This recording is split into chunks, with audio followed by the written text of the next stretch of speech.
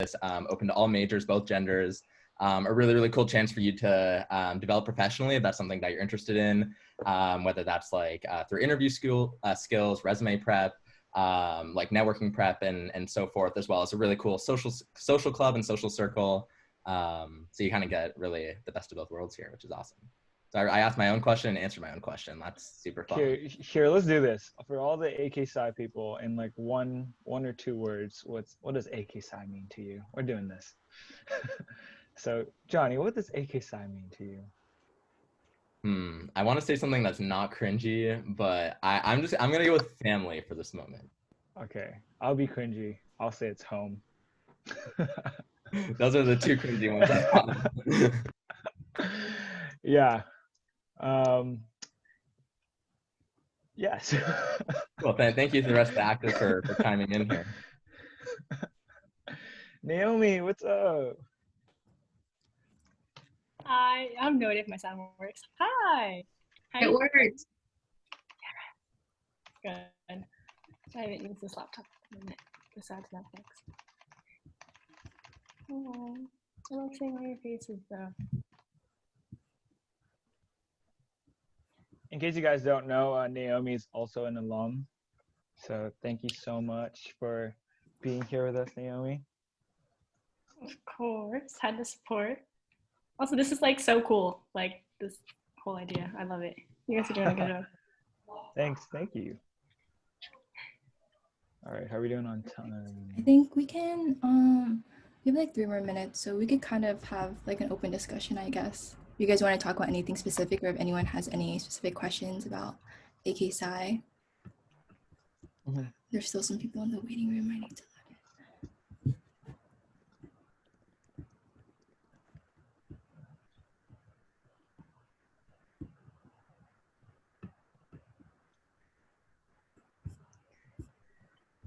Okay, perfect.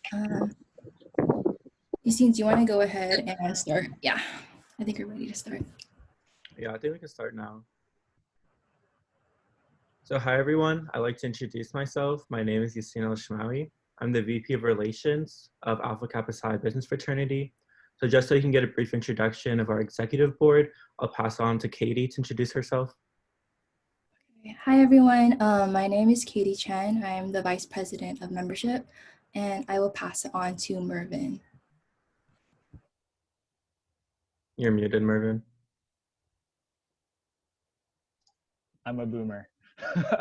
Hi guys, my name is Mervin Law. I'm the president of the fraternity for this upcoming year. So happy to see all of you guys here. And yeah, can't wait to see what relationships we form over the next few weeks. Ross, do you want to introduce yourself? Hey guys, I'm Ross. I'm the VP Administration, and I'm a senior. Okay. And then, sorry, I can't see people right now. I'm on my phone. I'll pass it off to the next person. Okay, I think that's all we have in the chat right now. So thank you to everyone for coming out today to attend our first Alumni Speakers Event of a series. Here with us today, we have newly graduated brothers Jonny Netz and Pooja Rajani to give us insight into their time on campus, the professional world, and their experience as Alpha Kappa Psi. I hope you all can take this opportunity to meet some of our brothers and hopefully learn from them. Logistically, we'll start off with an introduction, followed by a few questions, and then we'll open up the floor for a Q&A. So going on to the next slide, the introduction. So go ahead and just tell us a little bit about yourself, what your major/minor was, where you are in your career now, and what initially sparked your interest in that field. So we'll start off with Jonny, and he's also going to take this time to talk about families, bigs and littles in the chapter. Totally. Yeah, hey guys, I'm Jonny. Really nice to virtually meet everybody. So I just graduated, like Justine said. I studied marketing as my major and then entrepreneurship as my minor. And so I'll kind of get into like where I am in my career and stuff through these images. So I kind of just wanted to run through a little bit about like my college experience as well as AK Psi.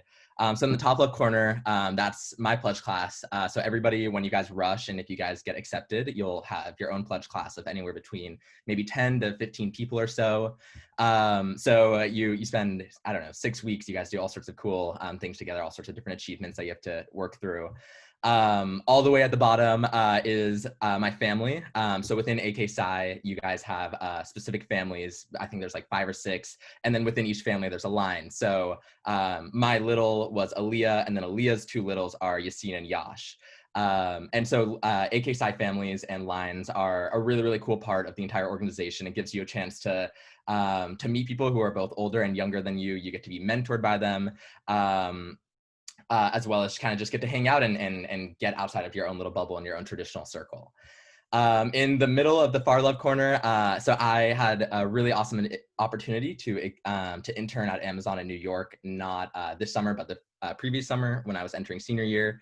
It was really, really a pretty cool experience for me to be in New York, but working at Amazon definitely kind of opened my eyes that being a part of the a cog in the corporate wheel is definitely not what I wanted to be. That picture, I thought I was super quirky, so you can excuse that. Post grad, I started learning how to cook. That picture with the fire extinguisher is the first meal that I tried. I tried to grill some chicken. Unfortunately, I caught my grill on fire, literally like an enormous fire. And now the back wall is charred, but that's okay. Below that, we have Mervin. He's our president. That's your fearless leader. I just thought he looked super cute there. So, I had to add a photo of him, of course. In the topmost row, that's my family. That's me. I was obviously born to be the class comedian and family comedian. I got two fingers sticking behind my brother's head. That's obviously the funniest thing that you can do. And next to them are my 5 rat dogs. Used to be 4, now we're 5. So not only did we used to be the crazy dog family, but we are now officially the crazy dog family. Together, they have the size of a premature peanut. That's how big their brains are together. I love them, but that's it. I am extremely lactose uncomfortable, but that does not stop me from my love of boba tea. I probably get about 4 every single week, but I have to make sure I'm within a 3 to 30 minute radius of wherever I am to the nearest bathroom because nobody knows what's going to happen. All right, that's enough of that. Okay, so for my career outside of college, so I did not want to follow the traditional path of joining a large company or anything of that nature. I was fortunate enough to get the opportunity to start my first business when I was 17 years old, which is called Zadart in the bottom right corner. And the photo above it is what it is. We rented out exotic cars around the Seattle area. Within about a year of starting the business, we did over $1 million a year in revenue. I had 15 employees. We had about 20 to 25 cars in a showroom. And that's when I really had, my first experience of business and entrepreneurship. And it helped me fall in love with, what I was able to study at Santa Clara, which is marketing, product management, and entrepreneurship. After Zadart, I sold the company just about 2 years later, my sophomore year of college. And I began thinking and looking outside to other kinds of businesses that I wanted to start. The next one that I started was called Swap, which is the little people logo there. It's an application where you'd be able to throw all your contacts from all sorts of different social medias in your phone and all sorts of other cool information onto one application. You'd be able to share, dozens of pieces of information with just, the snap of a finger, essentially. And unfortunately, that product is discontinued right now. Wasn't able to get it off the ground. But post-grad, I dove in headfirst into my new company, Rematch, which is a platform for gamers to be able to compete in head-to-head tournaments and games for cash and prizes. We've been live for about 5 or 6 months. We're just about to cross 150,000 users. We've given away over $60,000 in prizes from tournaments. We've hosted about 1 million head-to-head games, given away close to $800,000 to $1 million in head-to-head prizes. And so this is, something that I'm absolutely passionate about. And I was definitely able to, bounce ideas off and work with a lot of people in the AK side to get this thing off the ground. Thank you, Jonny. Okay, we can move on to Pooja. Thanks, Yassine. Thanks, Jonny. I'll just quickly start off by introducing myself. My name is Pooja Rajani. Like Jonny, I recently graduated from SEU this past June. I double majored in management information systems and economics, and we'll go into a little bit more about that later. But my previous work experience has been at Agilent Technologies, where I was a financial analyst. And prior to that, I was working at PG&E as a business analyst. And before all of that, I was a sales associate at Nordstrom. I'm currently working at VMware. It's a software company where we strive to digitally transform different businesses by providing them with a foundation to provide any device on any application on any cloud. So that's, and we'll talk a little bit more about, the details of all of this stuff, but that's what I'm doing right now. I'm on the strategy planning and transformation team. During my time at SEU, I was obviously part of AK Psi. I was in the Alpha Delta pledge class. So Johnny's my pledge brother, so is Mervin, and there are, a couple more still in the chapter that are from our pledge class. So it's nice to see everyone. And then besides AK Psi, I was also involved in Intandesh, which is a South Asian multicultural club on campus.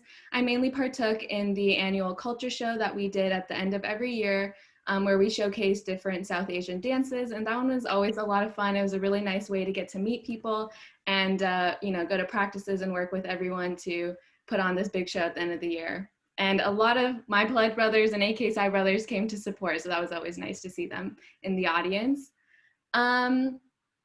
Let's see, in my free time, I like art. So anything that, I can use as a creative outlet, I really enjoy doing. For example, the top left-ish picture is a picture of henna. I like to do practice henna on myself and other people. It's just like kind of therapeutic. It's a lot of fun. And then I am a self-proclaimed boba connoisseur, I would like to say. So if you ever need any suggestions for good boba in the Bay Area, I got you. There are a lot of good ones in Santa Clara. I think my two favorites are probably N7 and Boba Guys, which is why both of them are in this slide. And then on the top left, it's a picture of me and my little Nina. Nina's, I think, on the call right now too. AKSI does a really, really good job at really making the whole place feel like a family. And the Big Little program is definitely a significant part in that. And then my big Ivana currently also works at VMware. So it's really nice to see that relationship grow outside of just, the campus and at SEU. And then I think my grand little Stu is also on the line. So shout out to both of you. I love you both very much, miss you. And yeah, I think we'll talk about it later again, but AKSI does a really, really good job of fostering a sense of community, and it's a good balance between professional and social. So that's something to look forward to for sure. And then the picture on the bottom left is a picture of me in my pledge class during pledging. Is after a game of laser tag. And then the picture on the right, the very right, is a picture of a few of our pledge brothers when we took a trip to Austin at the beginning of this year. I like to reminisce about it a lot because it was the last time I got to travel anywhere and got out of the Bay. So it's just a nice reminder. And that was something we did completely on our own. It was really fun to plan. And like I mentioned before, the AKSI friendships really go beyond just, the campus and the fraternity. The picture next to that is a picture of one of my favorite places to go. It's the Monterey Bay Aquarium. I know AKSI did a trip there. That's where this picture is from.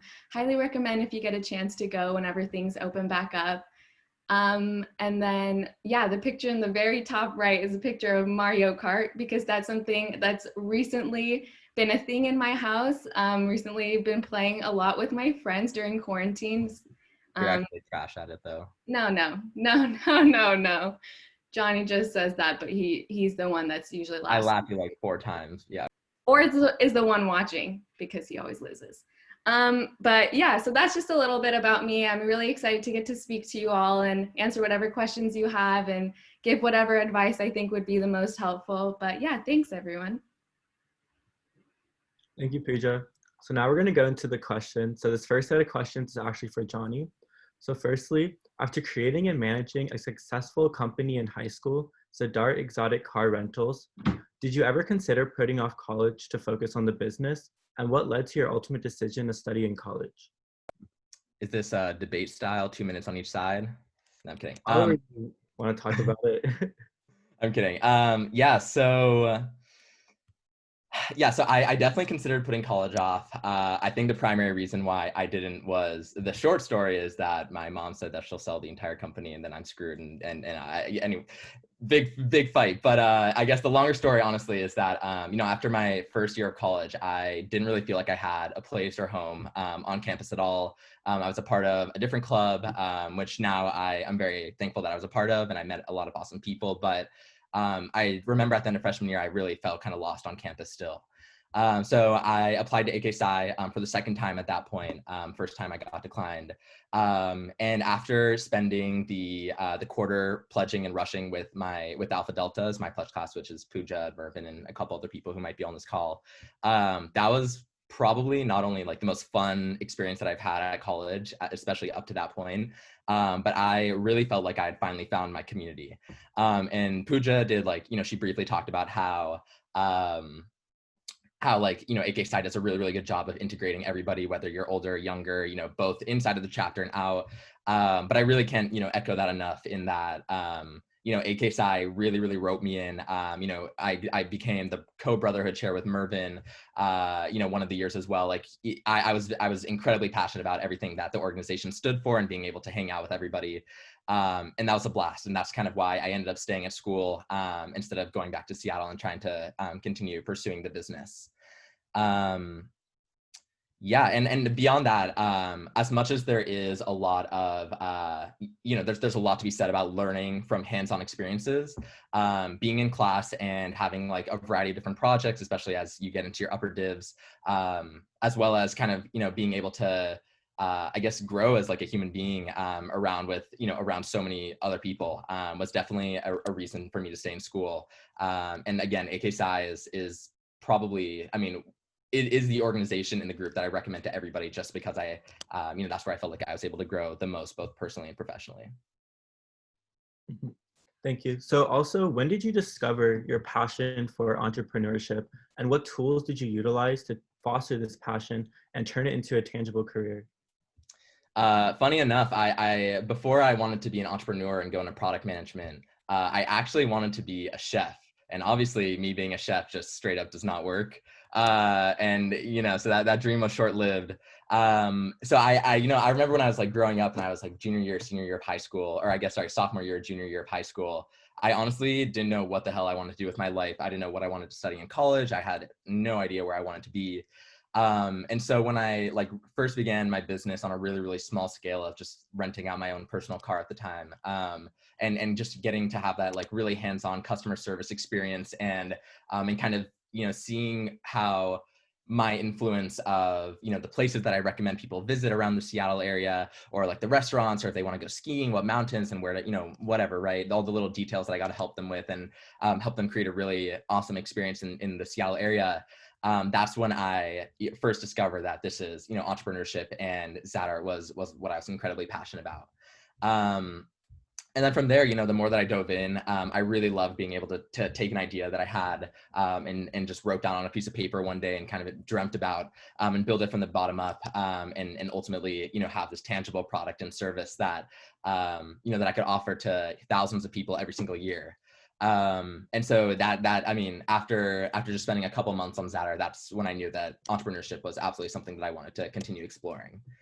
For the tools that I used to utilize and foster the passion, that's kind of a harder question. I would say that for any entrepreneur, it can be easy to assume that like somebody may not be smart enough or driven enough to be able to do it. I graduated both high school and college, definitely with not 4.0s.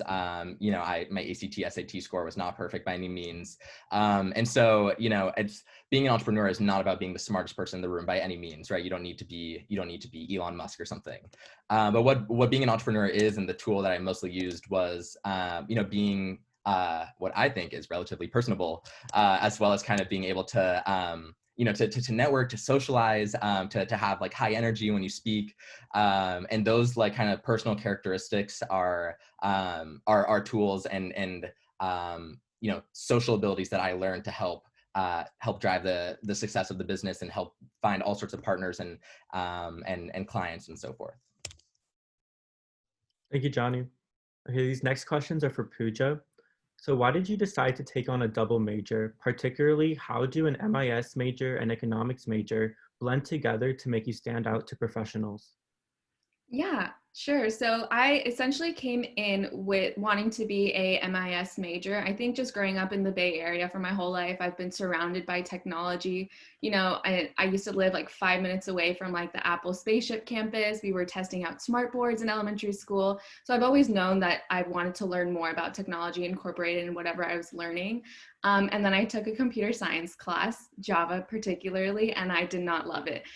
So I think MIS for me was a good balance between doing something technical and business-like, because I still wanted to learn those skills. And I think there's just something about being at the forefront of new technology that really makes you feel like you're creating an impact and making a change, because it's something that can impact and influence a lot of businesses and a lot of different people. And then as I was, you know, on my MIS track, it's part of the business core curriculum to take Econ 1, 2, and 3. And after Econ 3, I was like, wait, I'm sad. Like, I miss Econ. I really, really enjoyed it. And I think it's just one of those things that's like, you either hate Econ or you love it. And I ended up really liking it. So because of that, I decided to take a few more classes in Econ. And I think the thing that like pushed me to want to double major, because it is difficult for sure. It's that both MIS and Econ really challenged me to think analytically and logically in all different types of contexts.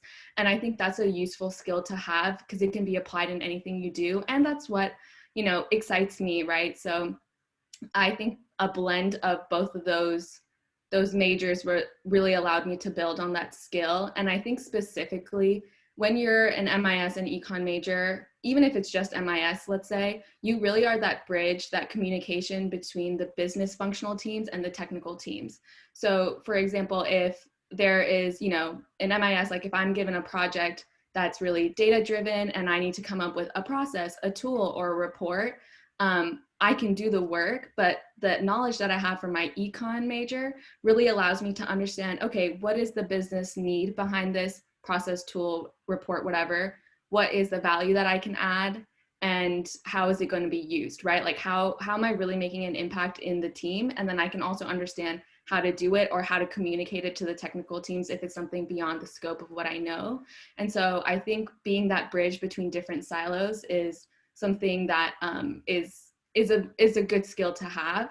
And I think also in terms of like standing out to different companies, I think being a double major just lends itself to more opportunities, in the sense that you have a little bit more flexibility in terms of understanding what, you know, job that you want to go into.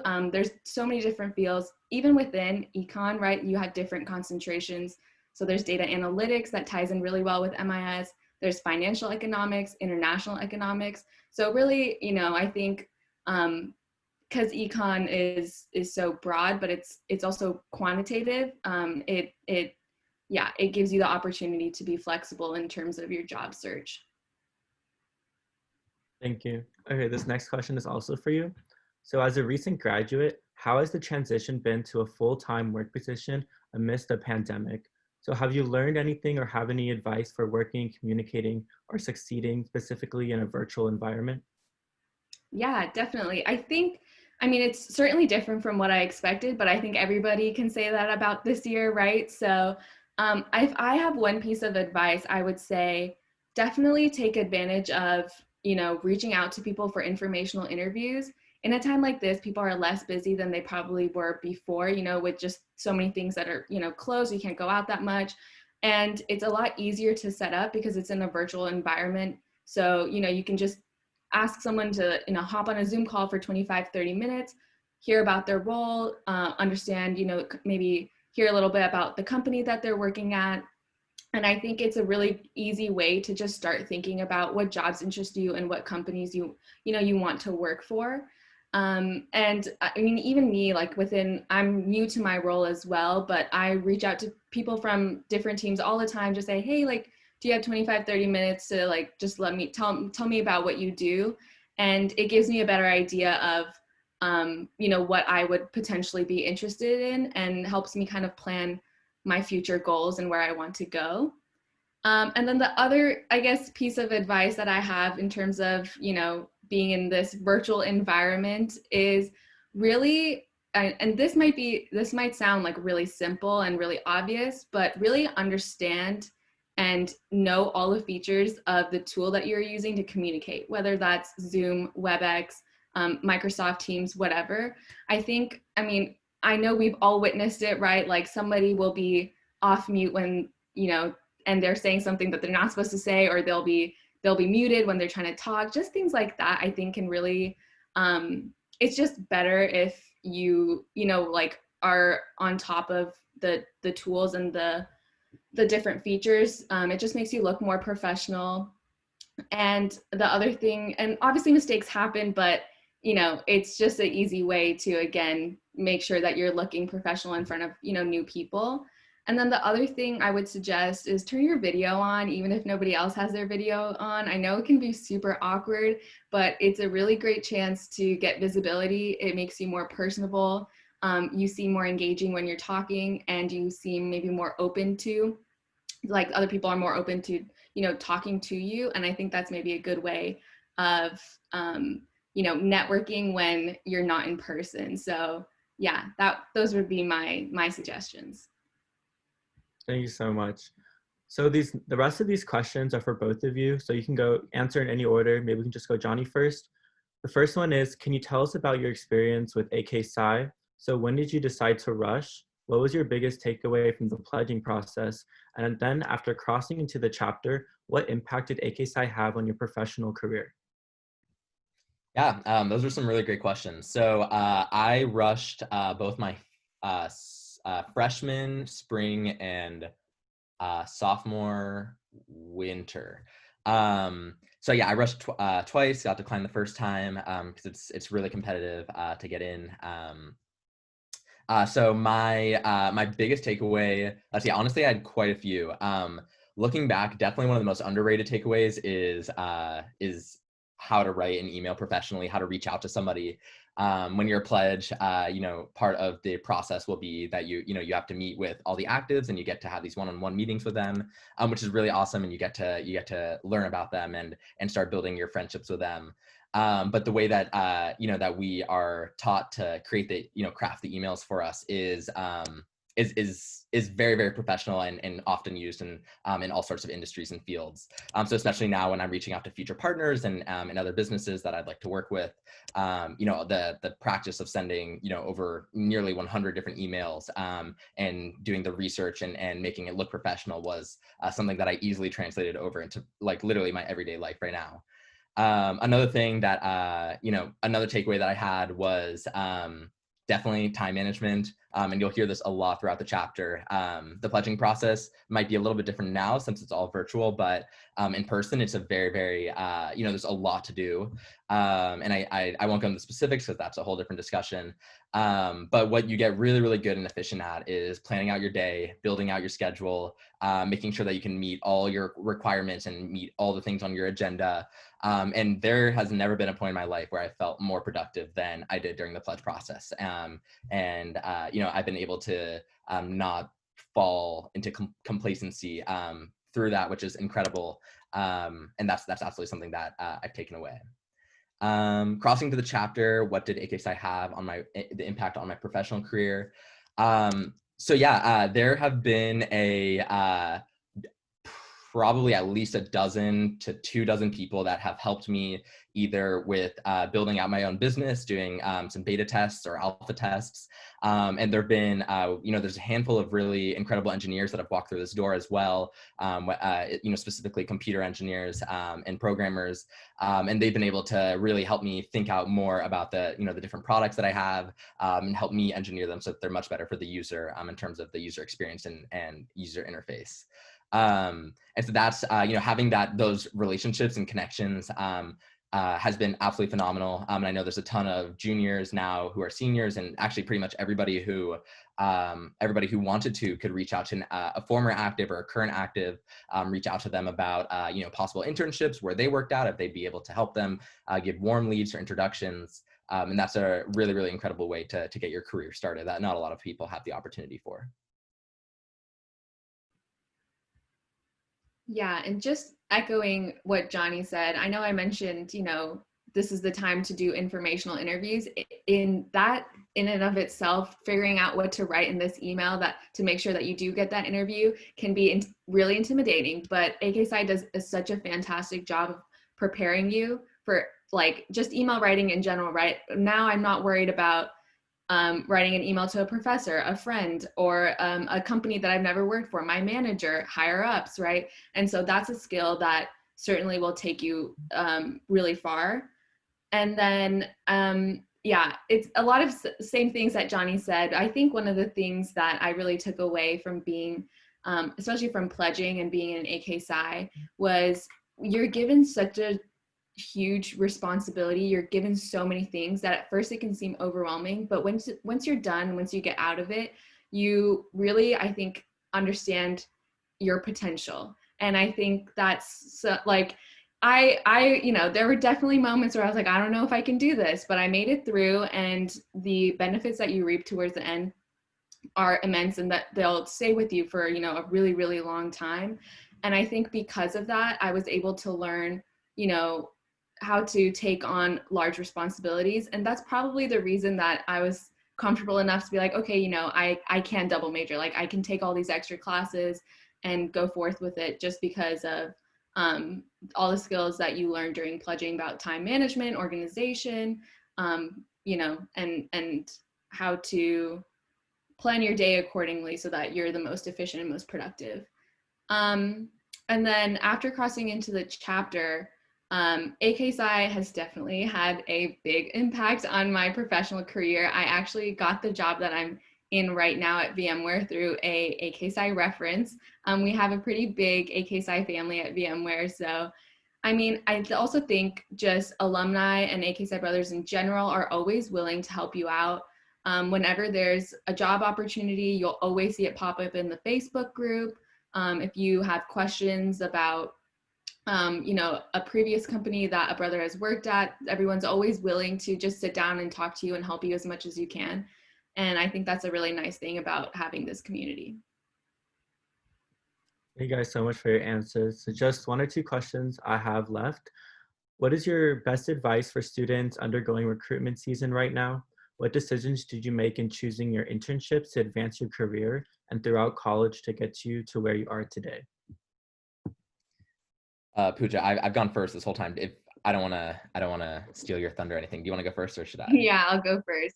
So, best advice I have. The first thing, I apply early. I know everyone says that, but I really think you'll have a better feel of what's out there, what opportunities are out there, and what you want to do if you start applying early. And there's no harm in applying early, right? Attend the career fair. Because if you can make a personable connection, or if you see a company that you really like at the career fair, you have a much better chance of, getting your resume read and beginning the interview process than you would if you were to just apply online. So take advantage of that for sure. Like I mentioned earlier, leverage your informational interviews. Yes, it's an informational interview, not not a job interview, but maybe that can turn into a job interview, depending on how you play your cards. And then, the last thing I would say is don't get discouraged if something doesn't work out. It happens. I didn't get an internship my freshman year, but what I would say is find other ways to remain productive, whether that's, working in retail like I did, taking online classes, learning a new skill. It's really not the end of the world. And maybe honestly, that's not your path. Like I know so many other people who didn't do an internship and did something else instead. That really helped them in their career later on, maybe even more so than an internship would. So yeah, don't get discouraged if that's just not something that's, you're trying everything and it doesn't work out. There are a lot of other things that you can do as well to help build your resume and help you in your career. Also, for those of you who turned on your videos after I said that, I see you. Yeah, those are some great points, and fortunately, I have very different ones. So the piece of advice that I give everybody when they're rushing is just to be the most genuine version of yourself. We get a lot of people, every single quarter walking through the door, and a lot of the time, I mean, I think we get kind of the same sort of standard answers. It's kind of like an interview, right? Where what do you love about us, right? But what the most important thing that I can recommend to everybody here is just to be your candid self. I notice it could be kind of awkward, especially like when we're over Zoom and not in person. But just to not to necessarily hold back. If be as weird as you are, be as as energetic as you are, and it really helps us get to learn more about you and see see a side of you that we don't really get to see, that fun, personable side from perhaps other candidates. And it really helps play play a big role in our overall decision making. And we all want to be with fun people. We're a fun group of people. What decision did I make when choosing an internship? So for me, so I'd had the opportunity to work in a small business, whether like with my own or just small projects on the side. And so what I really wanted was to kind of get a taste of the other side of the wheel there, which is, being one of 1,000 worker ants in my one division, and the trade-off is like the job security and you get like the brand name and whatever. But again, like ultimately it wasn't really what I was looking for. And I think like, as you guys are, many of you are freshmen or sophomores, but even if you're a junior, take the time, whatever time you can, just to experiment with all sorts of different sizes of companies, all sorts of different, what they stand for. If you think you might be interested in tech, join something in tech. Maybe you'll hate it, maybe you'll love it. The internships are really a great way for you to see if what you've always thought, or what you've recently thought growing up would be your career, if that's something that you will actually continue to pursue. Thank you, Jonny. So now we're gonna open up the questions to the floor. Feel free if you want to just say the question, or if you want to type it in chat, both work. So does anybody have any questions for Jonny or Pooja? I do. Okay, I didn't interrupt anyone. So you both kind of touched upon this, about like being authentic, being your authentic self, and I was just kind of wondering, because I've been hearing more and more about that in terms of like authentic networking. So I was just hoping like if either of you had any like suggestions of like, well, how can you be authentic in networking, and how might we adapt that to this now virtual space that we are now all in? Yeah, I mean, that's a really, the authentic networking and authentic, just being more authentic than the standard person is becoming incredibly important and a popular strategy. I had a family friend. I was asking him for some advice for interviews, and he asked me a couple of practice questions, and I gave my answers, and then he just like stared at me blankly. He's like, "Jonny, what the hell are you doing? Like, you literally sound like a polished robot, And that was like, he told me if I was your hiring manager, I would straight up throw you out the door, like and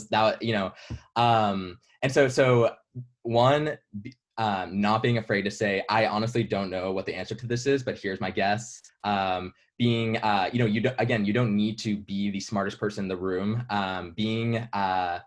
Admitting that you may not know something, trying your best to answer it, even poking fun and making jokes and making sure that it's not 100% serious all the time, is absolutely something that people look for. And sorry, what was the second half of your question? I may have missed that. Just like how we might adapt those same like kind of tips into the virtual world. Yeah, definitely. So, I mean, the digital world is even more important now than ever to be as weird as you truly are, and just like come out of your shell during these interviews in the next couple of days here.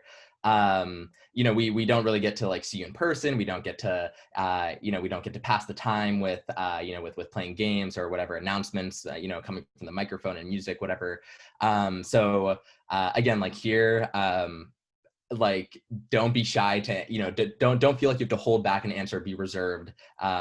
Just really let us know who you truly are, and if you do that, there will be a really fantastic, hopefully a really fantastic outcome for you. Mm-hmm. Yeah, I agree with everything Jonny said. I think being personable can be, you know, and being authentic can feel a little intimidating, especially when you're in a professional environment and you just don't know how to gauge, you know, how much you can joke around and what things you can talk about. So a good like rule of thumb is to kind of mirror the other person. You know, if they start small talk with you, then, you know, you small talk with them, and they, you know, then you maybe try a small joke or something. Yeah, but just always mirror the other person initially. And then once you feel like you have a pretty good idea of the other person's personality, you can show or, you know, adapt to that situation accordingly. And I think one of the biggest skills in interviewing or just in speaking to other people is storytelling. Storytelling is so important, especially like, let's say in an interview professional setting, right?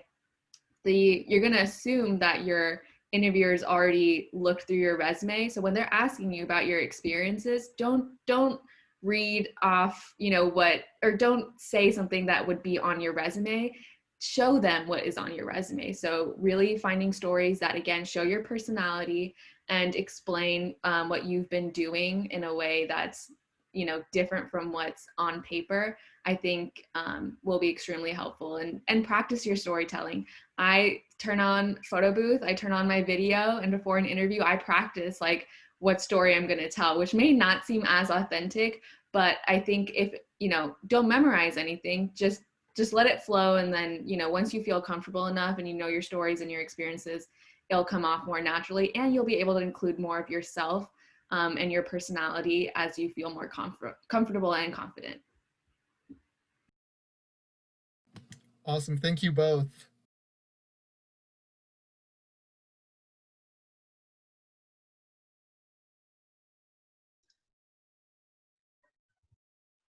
Does anybody else have a question? If not, I I have have a question. Oh, yeah, go for it.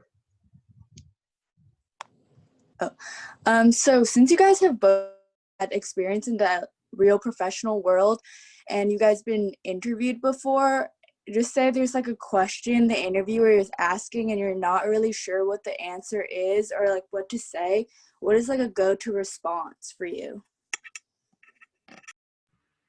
I mean, I think it's exactly what Jonny said. Just be like candid about it, but make sure that you're giving the impression that you want to learn about it or you will find out about it. So I would just say like, oh, honestly, that's a really good question that I don't know the answer to right now, but I would love to hear more about it or do some research and get back to you. And then follow through on that. That's probably what I would do. Yeah, I think there's definitely a significant difference between just saying, I don't know, you know, and just like exactly what Pooja said, which is, you know, giving kind of an educated, I don't know, like either you like give it your best guess and say like, yeah, you know, frankly, I don't really know what the answer to this right now is. It's definitely something I'll be like you know, it's interesting. I'd love to research it after this interview. And you know, even and there's nothing wrong with that, right? Like you're human, and as long as you don't just get flustered and just stay silent and twiddle your thumbs, you know, like if you can kind of if you know how to respond to to a really uncomfortable moment like that, that's also, you know, very telling. A lot of these interviews are not necessarily about the answer that you give, but it's about like how you give it, both in terms of like your mannerisms, your confidence, and again, like going back to like kind of playing the jokes and you know, having that high energy. So just like remember that at the end of the day, you know, just like even though, you know, you might be flustered and your head you might feel like putting your head down, just you try to remain as calm and cool as you can.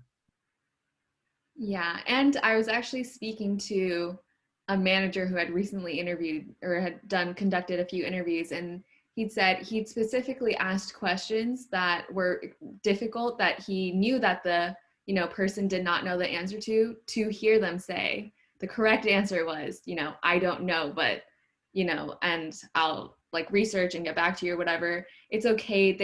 They understand that you're not going to know everything, and you shouldn't pretend like you know everything either. So sometimes, honestly, that's just like, it's just one of those questions where they're expecting that kind of answer.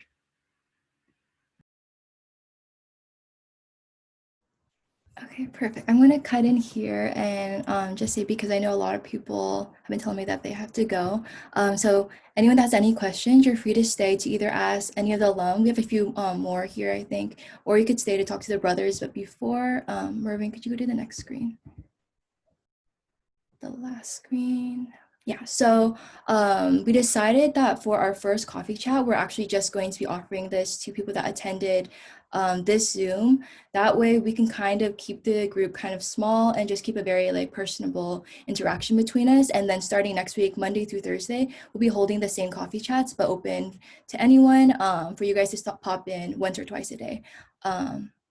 So here's information for that. So you can either take a picture, but everyone that RSVP today and showed up will also be sending the Zoom information tomorrow. So if you guys have any free time tomorrow between 2 to 3 or 7 to 8, I believe our president Mervin will be there.